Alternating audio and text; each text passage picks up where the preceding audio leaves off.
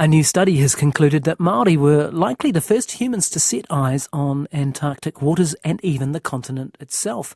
Researchers from Manaaki Whenua Landcare Research and Te Runanga o Ngaitahu connected oral histories and published literature to better understand Māori connections to Antarctica, connections that go back as far as the 7th century. I spoke earlier this morning to University of Otago Associate Professor and Conservation Biologist Priscilla Wehi. She told me she was unaware of the scale of the relationship between Māori and Antarctica.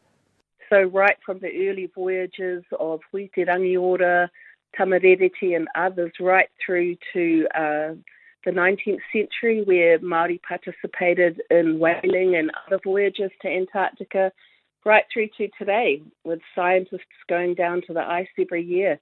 Amazing connection that we didn't really expect. And what sources and evidence did you draw on for this research?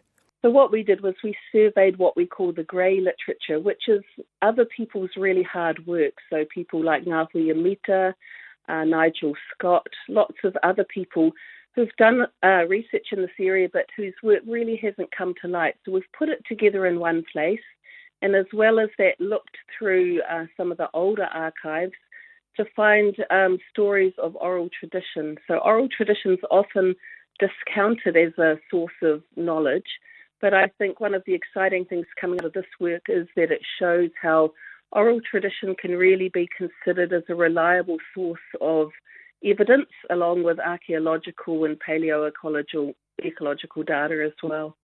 Yeah, you only have to listen to people recite whakapapa back hundreds of years and do it the same every time to know that these it's just another way, isn't it, of putting on record. It might be in an oral way rather than a written form, but it can be consistent, right?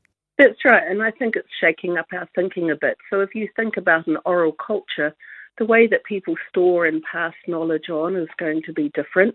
So we need to broaden our thinking and consider the kinds of narratives that carvings hold for kairo, or in this case, oral traditions, because there's an awful lot of information there.